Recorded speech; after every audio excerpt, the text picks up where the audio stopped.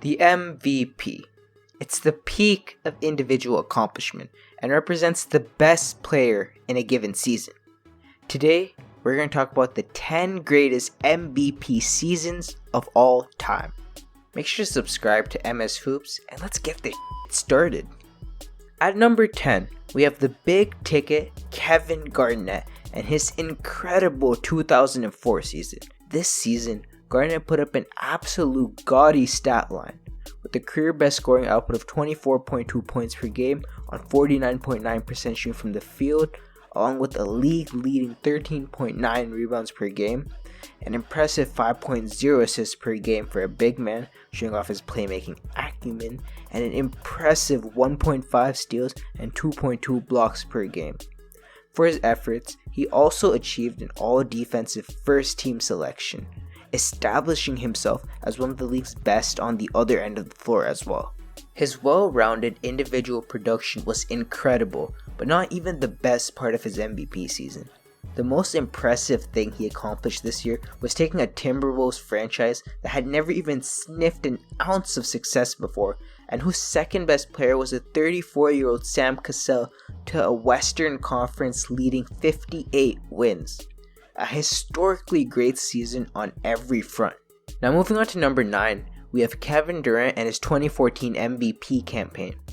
Because of what followed a couple years later, this MVP season is often forgotten and has become extremely underrated, which is disappointing because of how truly special this was.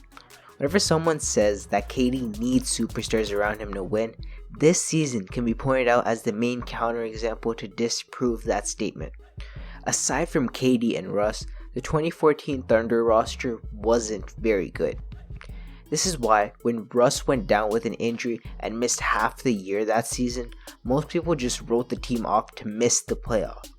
But off the greatness of Durant, this year, the Thunder didn't only make the playoffs, but KD carried them to an incredible 59-23 record, nearly winning 60 games without his co-star. For the season, he put up a career high and league-leading 32 points per game while shooting 50.3% from the field, 39.1% from 3, and 87.3% from the free throw line, essentially scoring the most points in the league on 50-40-90 splits, while facing the entire defense's attention every single night and still leading his team to 60 wins. This was one of the greatest MVP runs ever and should be mentioned more. At number 8, we have Hakeem the Dream Olajuwon in 1994. During MJ's first retirement, there was a massive void left at the top of the league, and Hakeem was the one to grab that spot. This dominant season especially established him as the best player in the league. This season, he displayed his mastery of the craft, utilizing all his best moves, including the patented Dream Shake, to rack up an elite 27.3 points, 11.9 rebounds, and 3.6 assists per game on 52.8% shooting from the field. As great as his offensive production was though, his biggest strengths came on the other end, putting up an insane 3.7 blocks per game and 1.6 steals per game. There's a reason Hakeem has an argument for the greatest rim protector ever, and this season he also won the Defensive Player of the Year award, establishing himself as the best defender in the league. Winning the MVP and Defensive Player of the Year, the two biggest regular season awards in the same year, is an unfathomable feat, and has only been done 3 times ever for a reason. The fact that this year Hakeem accomplished this feat is all you need to hear to justify his spot on the list. At number 7, we have Magic Johnson in 1987. This year was the peak of the Showtime Lakers, and by this point, Magic was the clear best player and captain of the team, leading them to an insane 65-17 record. Magic was the engine and heart of this team. We all know about the mythic status of his playmaking ability, and this year was one of his best, averaging a league-leading 12.2 assists per game. Everything ran through him, and he executed it all to perfection. Aside from the success he led his team to and his playmaking skills, what makes this season stand out compared to his others is his career best scoring output, averaging a career-high 23.9 points per game on 52.2% shooting from the field and 84.8% from the line. Not only was this scoring production amazing for his standards, but the efficiency makes it borderline elite. That, combined with his all-time playmaking and leadership, make this clearly Magic's best season in my opinion, and easily one of the greatest ever. Now at 6, we have Giannis Antetokounmpo in 2020. This is the most recent season on the list, yet it's still one that isn't talked about much anymore and has become underrated, likely due to what occurred in the playoffs afterwards that year. But this list is only about the regular season, so that doesn't apply to our ranking. Giannis took his season from the year before, in which he also won MVP, and improved upon it in every aspect. This year saw him reach Shaq levels of paint domination, allowing him to put up a career-high 29.5 points per game on 55.3% from the field.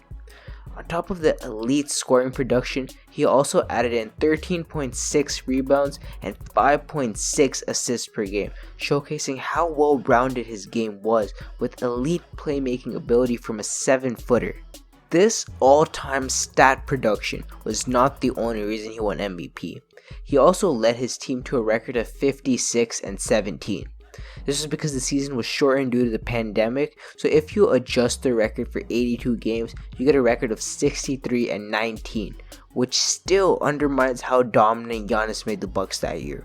As a cherry on top of this already historic season, remember how I said Hakeem had one of the 3 seasons in NBA history to win MVP and the Defensive Player of the Year award in the same season? Well, this season from Giannis is the second one on that list. I don't think I have to say any more to justify Giannis' spot on this list. At number 5, we now have 1985 Larry Bird. Bird had a run of winning 3 MVPs in a row, and I think his middle one was the best. This season was peak Bird before the injuries and showed off all his greatest strengths. As you would expect from Larry, this season he had elite scoring production, reaching one of the higher marks of his career with 28.7 points per game on 52.2% shooting from the field, 42.7% from 3, and 88.2% from the line. He essentially had 50-40-90 splits on near 30 points per game, showing off his elite efficiency and scoring ability from all over the court. On top of this, he also added in 10.5 rebounds, 6.6 assists, 1.6 steals, and 1.2 blocks per game, showing off his elite and underrated all-around game with his impressive playmaking and his great defensive abilities. He did all this while leading the Celtics to an impressive 63-19 record. There's no flaws in this campaign, and it represents one of the most well-rounded and complete seasons of all time. You'd expect nothing less from Larry Legend. Now at number 4, we have the Big Diesel, Shaquille O'Neal in 2000. He was significantly stronger and bigger than everyone else, but still moved around like no one his size should be able to. Throughout this historic campaign, Shaq produced a league-leading 29.7 points per game on a league-leading 57.4% shooting from the field. No one could stop him from getting in the paint, and when he did, it was almost a guaranteed bucket every single time. On top of his scoring production, he also threw in 13.6 rebounds and 3.0 blocks per game. Throughout his career, Shaq was often criticized for being a lazy defender, but that could not be said about him in 2000, as he was also elite on that end of the floor, earning a second-team all-defense selection.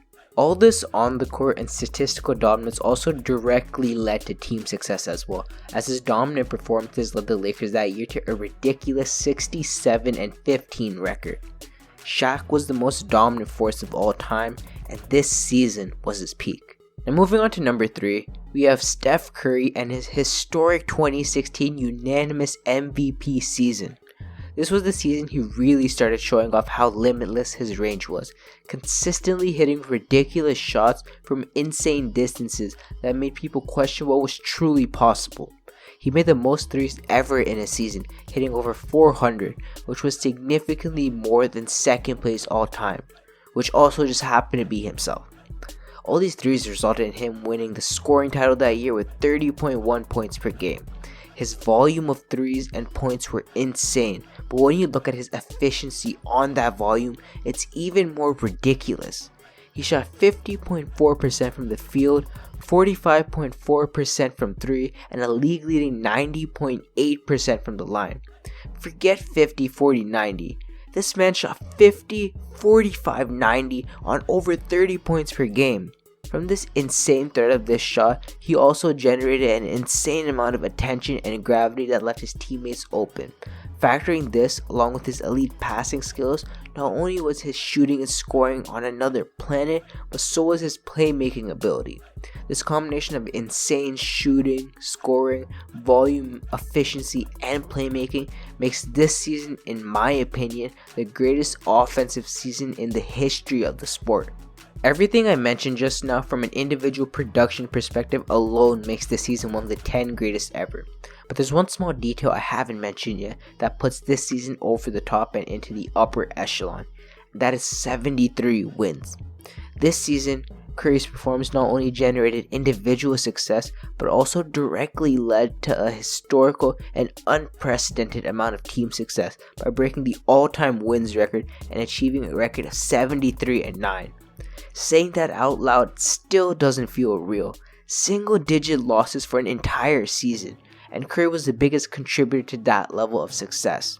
The unanimous MVP was earned, and it'll take something otherworldly to top it, which is exactly what we have at number 2 with LeBron James in 2013. This was peak athletic LeBron. He was over 275 pounds of pure muscle and strength, and combined that with unparalleled speed and jumping ability. He had the ability to go full speed all game, every game, and combine this unreal athleticism with a refined skill set and jumper.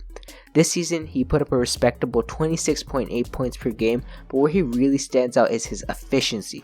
He shot an insane 56.5% from the field. That's a really good percentage for a center who only stays in the paint.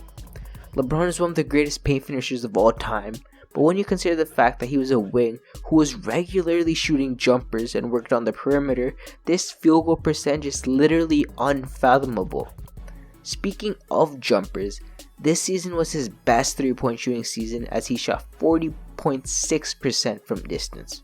He also put up 8 rebounds, 7.3 assists, 1.7 steals, and 0.9 blocks per game, helping demonstrate his status as an elite playmaker and defender. Speaking of defense, this was his best defensive season as his unique combination of strength and speed allowed him to legitimately guard 1 through 5, making him arguably the most versatile defender ever. Not only did he earn first team all defense honors, but he also finished second in defensive player of the year race and likely should have won the award outright. Regardless of whether he did or didn't win that award, what can't be argued is that this is one of, and in my opinion, the most complete season ever. LeBron did everything at an elite level, from scoring, shooting, finishing, efficiency, playmaking, and defense. There isn't a single hole in his game that you can point out. Aside from his all-around elite individual production, he also helped lead the Heat that year to an elite 66-16 record, including a historic 27-game win streak. There's not much more I can say. The season was nearly perfection and earns this spot on the list. And at number 1, we have the GOAT himself, Michael Jordan, and his 1996 season. Early on in his career, MJ was an athletic freak, the likes of which we've never seen. But as his career progressed and his athleticism begun to wane, he started refining his post and mid-range game. And the 96 season was, in my opinion, Jordan's peak, where he had the perfect blend of both. He still had the unreal athleticism to move faster and jump higher than everyone else and go full speed all game, while also possessing an elite mid-range and post game. This led him to averaging a league-leading 30.4 points per game on 49.5% shooting from the field and 83.4% from the line. We all know about his all-time scoring ability and efficiency within the 3-point line, but what also made the season even more special was the fact that it was his best shooting season from outside the 3-point stripe as well, which was often considered one of his only weaknesses. This year, he shot an efficient 42.7% from 3. This season, he also averaged 2.2 steals per game and was selected for the first defensive team as usual. In combination with his all-time scoring, he was also the best perimeter defender in the league and one of the best defenders, period, overall. This GOAT-level individual talent, along with the all-time record at the time, 72 wins that he led the Bulls to, puts a mythic status around this season that simply can't be touched and earns it the number one spot on my list. So there you have it. Those were the 10 greatest MVP seasons of all time, in my opinion. Comment down below if you agreed, and feel free to drop your list down in the comments below.